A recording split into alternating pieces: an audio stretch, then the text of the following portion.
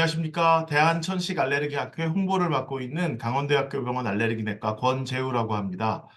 2024년 세계 알레르기 주간을 맞아서 올해 주제인 식품 알레르기에 대해서 국내 전문가이신 연세대학교 원주 세브란스 기독병원 소아청소년과 알레르기 호흡기과 이정민 교수님을 모시고 식품 알레르기에 대한 이야기를 들어보겠습니다. 선생님 안녕하세요.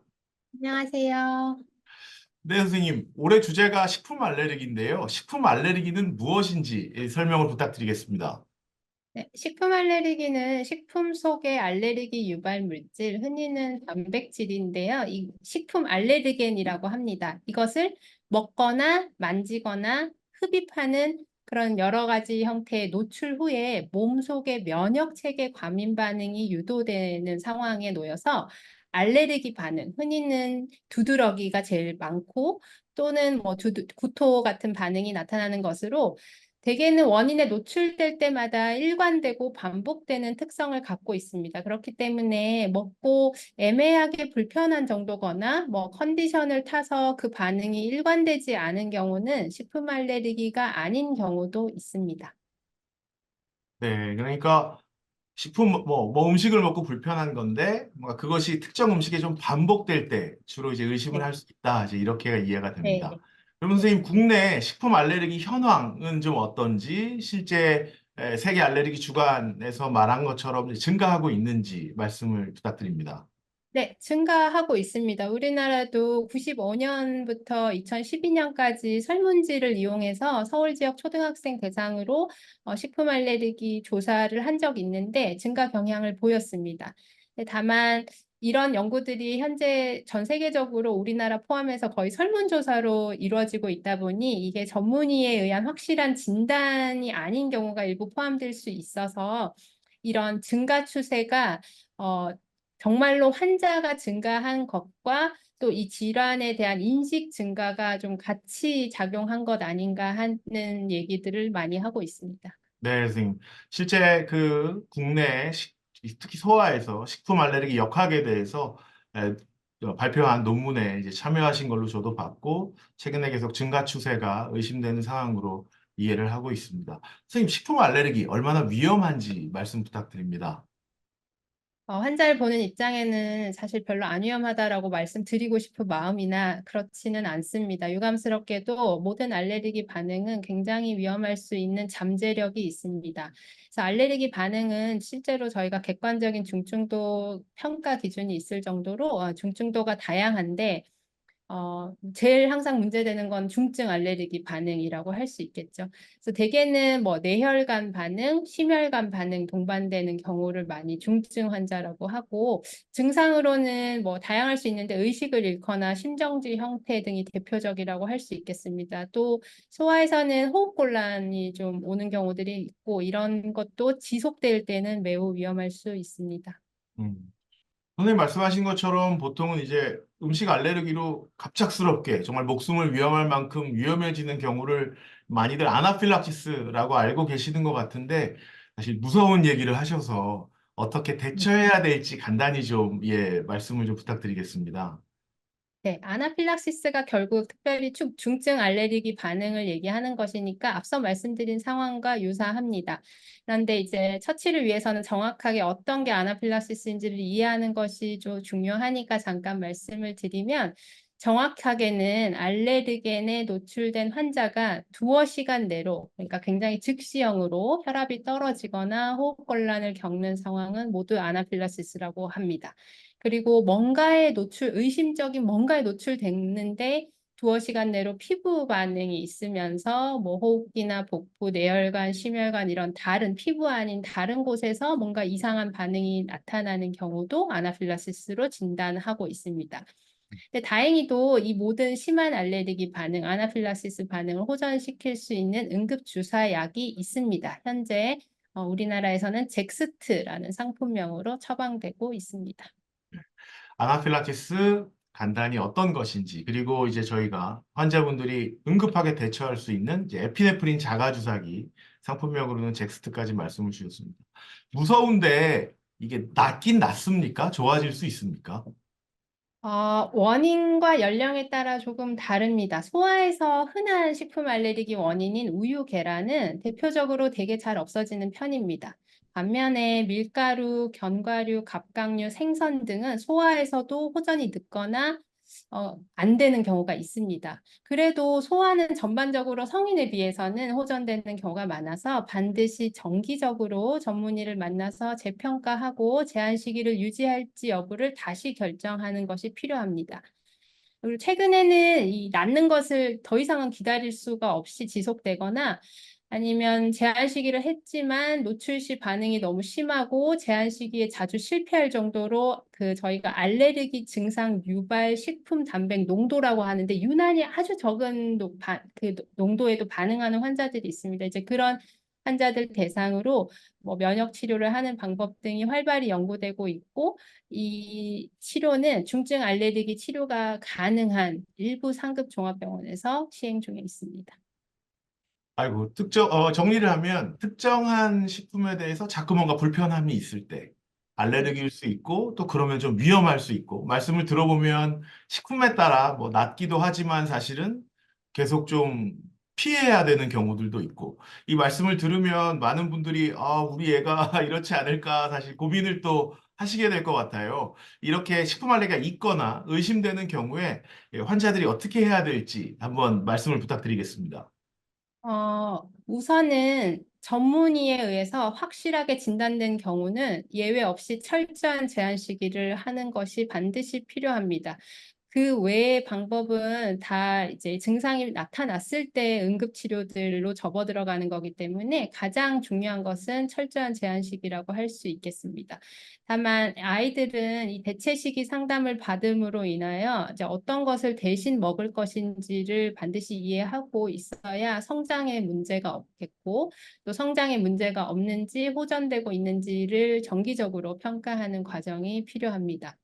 근데 또 제가 한편으로 말씀드리고 싶은 내용은 심증적으로 내가 혹은 환자가 뭐 자녀가 식품 알레르기 환자라는 생각이 드는 경우들이 있을 수 있는데 이 경우에도 가능한 빨리 병원에 내원해서 전문의 진료를 받고 확실하게 진단을 받은 후에 제한 시기를 결정하기를 권고드리고 싶습니다. 다시 말씀드리면 제한 시기가 중요하나 확실한 진단이 선행되어야 한다는 것입니다.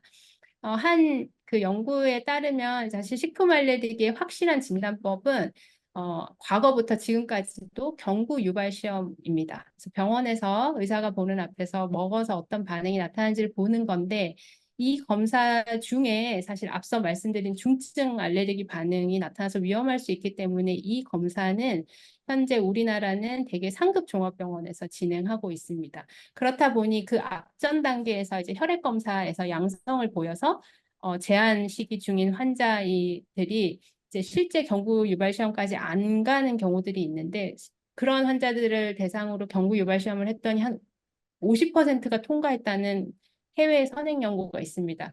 결국 이렇게 보면 억울한 제한시기 환자들이 있는 거죠. 그리고 또 이 억울한 제한시기 환자들의 90%는 아토피 피부염 소아 환자였다는 결과도 있습니다. 그래서 이런 경우를 저희가 이제 혈액 검사의 특이도가 낮다 혹은 정확도가 낮다라고 얘기를 하는데요. 쉽게 말씀드리면 식품 알레르기 진단에서 혈액 검사만을 이용하는 것은 주의해야 합니다. 특히 아토피 피부염 환자들은 검사 결과를 주의해서 해석해야 할 필요가 있다라고 말씀드리고 싶습니다. 예, 뭐 결국 말씀을 싹 들어보면 그러니까 알레르기 전문가의 진단이 필수라고 생각이 됩니다. 괜한 의심만으로 또는 검사만으로 피하는 거는 오히려 청소년 시기에는 특히나 영양 문제 등등을 초래할 수 있다 말씀을 주셨습니다. 선생님, 근데 최근에 뉴스를 봤는데요. 그 알레르기 성분에 대한 그 표시가 미비해서 뭐 최근에 뭐 미숫가루였나요? 얼마 전 네. 뉴스에 뭐 시판이 철회됐다 뭐 이런 뉴스를 본 것 같습니다. 그 식품 라벨 그 의무 그 공지하게 돼 있는 그런 부분 한번 설명 부탁드리겠습니다. 네, 우리나라는 포장해서 유통하는 공산품이라고 하나요? 그런 제품에 대해서는 알레르기 유발 물질을 반드시 표시하도록 규정, 다시 말하면 법제화하고 있습니다. 그 대상에는 총 18개 식품 알레르겐 그리고 아황산유가 포함이 되어 있고, 요것은 이제 저희가 보통 많이 사는 식품들 뒷면에 흔히 원재료로 표시가 되는데, 특별히 알레르겐에 대해서는 바탕색을 다르게 해서 조금 더 눈에 띄게 작성을 하고 있습니다. 그래서 저희가 제한시기 할 때는 환자들에게 반드시 이것을 확인하는 것을 한 꼭지로 포함해서 설명을 드리고 있습니다. 또 한 가지 말씀드리고 싶은 내용은 이제 제가 환자를 보다 보니까 제일 많이 겪는 일 중에 하나였는데 늘 먹던 제품이니까 의심 없이 뭐 살 때마다 확인하지는 않지 않습니까? 저희가 예를 들어 뭐 좋아하는 과자 같은 거. 근데 그게 원재료 변경이 간혹 회사에서 있는 경우가 있는데 특히 뭐 라인업을 좀 이렇게 풍성하게 만드는 과정에서 포장지는 굉장히 익숙한 형태인데 원재료가 뜻하지 않게 바뀌는 경우가 있습니다. 그렇기 때문에 알고 당하는 경우가 있습니다. 그래서 항상 확인하는 것을 더 강조드리고 싶습니다. 이런 아, 규정은 네, 전 세계적으로 지금 거의 동일하기 때문에 요즘은 직구도 많이 하지 않습니까? 그래서 이제 전 세계적인 상황이니까 다 같다고 생각하시면 된다. 다만 레스토랑은 아직 규정화가 없습니다. 그래서 아까 말씀드린 포장해서 유통하는 공산품만 그렇고 저희가 이제 레스토랑 규정화돼 있지 않아서 조금 속상하시더라도 아직은 거기에는 가시면 환자 보호자가 우선적으로 본인이 혹은 아이가 식품 알레르기 환자임을 알리는 의무가 있겠습니다. 예, 중요한 정보 감사합니다. 자, 가장 그 아이들이 되게 뭐 밥을 집에서 먹는 경우보다도 어떻게 보면 뭐 학교나 뭐 유치원 이런 데서 먹는 경우가 더 많아서 그런 유치원이나 학교에 계시는 선생님들도 또 학부모님들도 고민이 많이 될 것 같습니다. 예, 그런 부분에 대해서 선생님 좀 의견을 부탁드립니다. 네, 가장 힘든 부분 중에 하나라고 생각이 듭니다. 그런데 이제 학기 초에 환자가 있는지를 파악하는 것이 이제는 많이 좀 우리나라에 많이 익숙해진 것 같습니다. 환자들이 아무래도 증가하면서 그렇게 된 것 같고요. 그래서 학기 초에 항상 환자가 있는지를 파악을 해야 되겠고, 그 환자의 진단명 그리고 처치 방법 등이 전문의 진단서를 통해서 파악되면 더 좋을 것 같습니다. 그래서 그 내용에 아이에게 필요한 제한 시기, 대처 방법, 그리고 가장 중요한 잭스트를 포함하는 응급처치약에 대한 파악이 있어야겠습니다. 또 학기 중에는 급식뿐만 아니라 요즘 특히 어린이집에서 이렇게 촉감놀이 같은 걸로 흡입 혹은 음, 피부 노출로 이제 가는 경우가 있기 때문에 이런 노출 경로가 제일 많게는 식이지만 이런 만지는 거나 냄새로도 된다는 것을 함께 주의할 필요가 있겠습니다. 근데 이제 강조드리고 싶은 내용은 무엇보다도 이 아이들이 소수 때문에 소수를 배려하고 팀워크를 발휘하는 것이 저는 뭐 교육적인 면에서도 중요하고 또 우리나라의 훌륭한 어떤 시스템일 수 있다고 생각합니다. 그래서 식품 알레르기가 늘어났다고 해도 학령 전 연령에서 어쨌든 10% 내외로 보통 얘기가 됩니다. 그래서 적은 수인 거죠. 100에 10명이니까. 근데 이런 소수기 때문에 더 좀 보호하는 것이 전체적인 이 교육 활동에도 좀 포함이 됐으면 하고 영유아랑 이 청소년이 조금 다른데 영유아는 친구들이 주는 것을 임의로 먹고 일어나는 사고들이 간혹 발생을 하는데 마음이 아픈 건 이런 사고로 인해서 아이도 준 사람도 받은 사람도 심리적으로 적지 않은 트라우마를 서너 살에 경험하는 거 보면 좀 안타깝습니다. 아무도 믿으면 안 된다는 걸 굳이 그 나이에 알아야 될까 하는 생각이 드는데 선생님들이 각별히 좀 같이 주의해 주셨으면 하고 또 학령기랑 청소년은 이미 자기가 환자인 걸 알지만 나만 다르다는 소외감이 싫어서 스스로 제한 시기를 포기해야 하고 겁 없이라는 표현은 좀 그렇지만 이제 그렇게 나만 다르고 싶지 않다는 나이가 있잖아요. 그래서 그런 나이에 또 심리적으로 갈등을 느끼는 경우가 보고가 되고 그로 인한 우울감이나 이런 얘기들도 사회적으로 문제가 되고 있습니다. 그래서 이런 소수를 세심히 배려하는 것이 좀 함께 노력할 부분임을 강조드리고 싶습니다.